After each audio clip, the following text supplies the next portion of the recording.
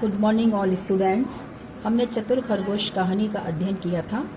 हमने जो कहानी का जो अध्ययन किया था उसमें जो हमने पढ़ा वो मैं एक बार आपको वापस दोहरा देती हूँ, फिर उसके आगे का अध्ययन हम करेंगे। कि वन में हाथियों का झुंड रहता था। झुंड के सरदार को हम गजराज कहते थे। वो बहुत ही विशाल काय वाला था, अर्थात बहुत बड़ी काया वाला था। एक बार जलवृष्टि यानी वर्षा न होने के कारण वन में अकाल पड़ा। नदियां सरोवर सूख गए, वृक्ष लताएं सूख गई और सारे पशु पक्षी वन छोड़कर भाग गए थे। इतना हमने उस दिन पढ़ा था और उसके आगे की कहानी का हम अध्ययन करेंगे। पहले शब्दार्थ देख लेते हैं।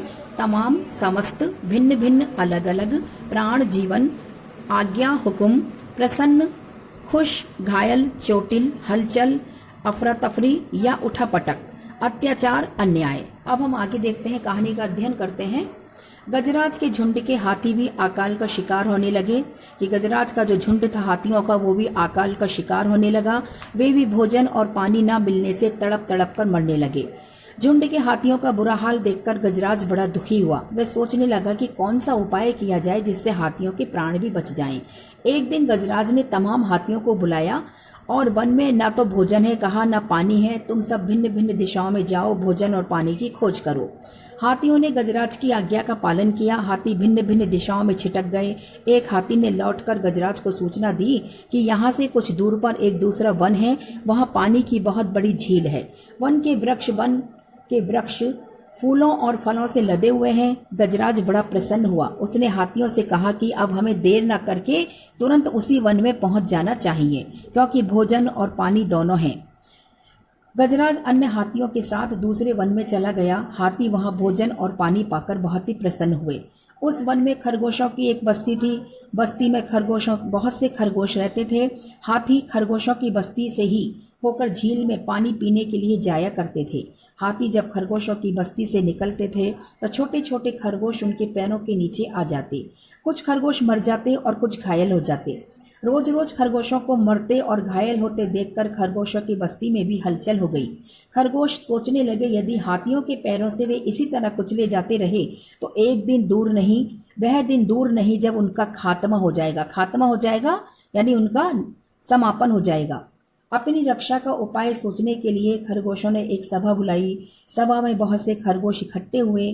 खरगोशों के सरदार ने हाथियों के अत्याचार का वर्णन करते हुए कहा, क्या हम में से कोई ऐसा है जो अपनी जान पर खेलकर हाथियों का अत्याचार बंद करा सके?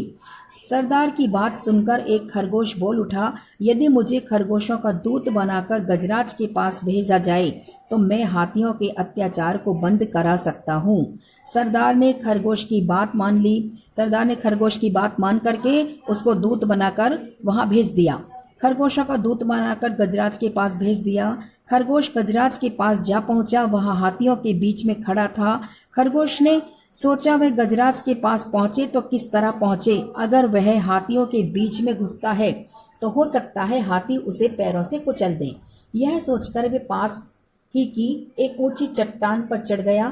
चट्टान पर खड़ा होकर उसने गजराज को पुकार कर कहा, गजराज, मैं चंद्रमा का दूत हूँ। चंद्रमा के पास तुम्हारे लिए एक संदेश लाया हूँ। उत्तर देखते हैं। गजराज ने हाथी को पानी की खोज में कहाँ भेजा? गजराज ने हाथी को पानी की खोज में भिन्न भिन्न दिशाओं में भेजा। दूसरे वन में क्या था? दूसरे वन में पानी की बहुत बड़ी झील और वृक्ष फल फूलों से लदे हुए वृक्ष थे। हाथियों के अत्याचार से कौन दुखी हुआ? हाथियों के अत्याचार से खरगोश दुखी हुए। सभी बच्चों को समझ में आ गया होगा। सुंदर हैंडराइटिंग में हिंदी फर्स्ट की कॉपी में क्वेश्चन आंसर करेंगे। धन्यवाद। Good morning all students. हमने पाठ 1 में चतुर खरगोश कहानी का अध्ययन किया था। पाठ पेज नंबर 8 पर जो हमने अब तक पढ़ लिया था उसको एक बार मैं दोहरा देती हूँ कि उसमें हमने क्या पढ़ा। फिर हम पेज नंबर 9 पढ़ेंगे। पहले 1 में देखिए, एक बार दोहरा देती हूँ। हाथी अकाल पड़ने पर वन छोड़कर भाग खड़े हुए थे। दूसरे वन में उनको पानी भी मिल गया था, फल फूल भी मिल गए थे खाने के लिए। उसी वन में एक खरगोशों की बस्ती भी थी। हाथी उसी बस्ती से होकर पानी पीने जाया करते थे और खरगोश हाथियों के पैरों के नीचे कुचल जाते थे।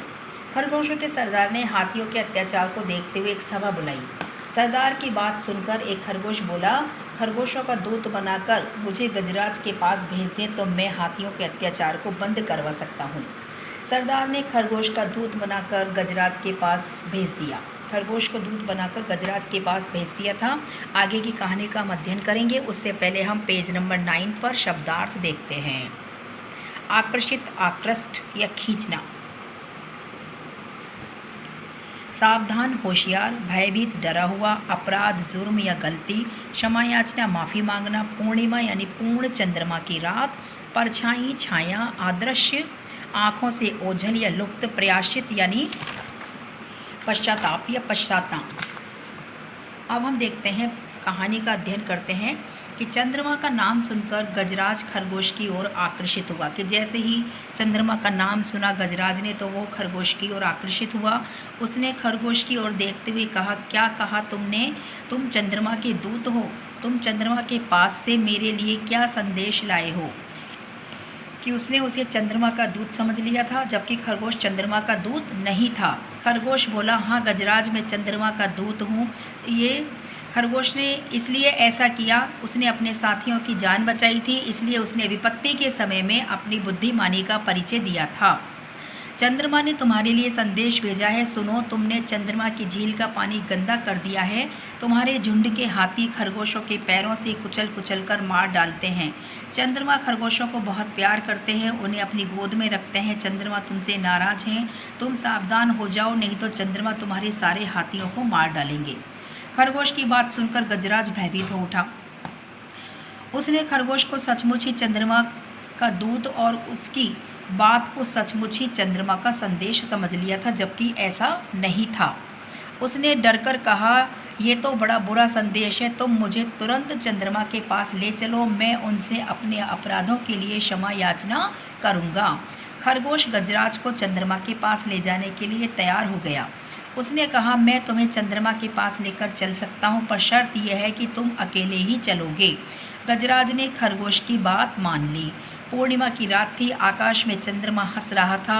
खरगोश गजराज को लेकर झील के किनारे गया। उसने गजराज से कहा, गजराज मिलो चंद्रमा से। खरगोश ने झील के पानी की ओर संकेत किया। गजराज ने पानी में पूर्णिमा के चंद्रमा की परछाई को ही चंद्रमा मान लिया था, जबकि चंद्रमा था नहीं। उसने परछाई में, पानी में चंद्रमा की परछाई दिखा दी और उसी को ही उसने चंद्रमा मान लिया, जबकि ऐसा नहीं था। गजराज ने चंद्रमा से क्षमा मांगने के लिए अपनी सूंड पानी में डाल दी। पानी में लहरें पैदा हो उठी, परछाई अदृश्य हो गई। अदृश्य होना, दिखाई न देना। गजराज बोल उठा, दूत चंद्रमा कहाँ चले गए? खरगोश ने उत्तर दिया, चंद्रमा तुमसे नाराज हैं, तुमने झील के पानी को अपवित्र कर दिया है। अपवित्र मीन्स गंदा। तुमने खरगोशों की जान लेकर पाप किया है, इसलिए चंद्रमा तुमसे मिलना नहीं चाहते हैं। गजराज ने खरगोश की बात सच मान ली। उसने डरकर कहा, क्या कोई ऐसा उपाय है जिससे चंद्रमा मुझसे प्रसन्न हो? हाँ है, तुम्हें प्रयाश्चित करना होगा। प्रयाश्चित यानी पछतावा या पश्चाताप। तुम कल सवेरे ही अपने झुंड के हाथियों को लेकर यहाँ से दूर चले जाओ, चंद्रमा तुम पर प्रसन्न हो जाएंगे। गजराज प्रयाश्चित करने के लिए तैयार हो गया। वे दूसरे दिन हाथियों के झुंड सहित वहाँ से चला गया। इस तरह खरगोश की चालाकी ने बलवान गजराज को धोखे में डाल दिया और अपनी बुद्धिमानी के बल से ही खरगोशों को मृत्यु के मुख में जाने से बचा लिया। इस कहानी से हमें यही सीख मिलती है कि विपत्ति के समय हमें अपनी बुद्धि का प्रयोग करना चाहिए। विष्णु शर्मा जी ने इस कहानी में यही बताया है। देखिए, अब हम प्रश्नोत्तर देखते हैं, टिक द करेक्ट देखते हैं। पानी और भोजन के अभाव में वन को छोड़कर भाग गए थे। पशु पक्षी भिन्न भिन्न दिशाओं में छिटक गए थे। हाथी दूसरे वन में जाने पर हाथी क्या देखकर प्रसन्न हुए? भोजन और पानी। हाथी खरगोशों की बस्ती से होकर जाते थे पानी पीने। खरगोश ने स्वयं को दूत बताया चंद्रमा का। खरगोश की बात सुनकर गजराज हो गया भयभीत। धन्यवाद।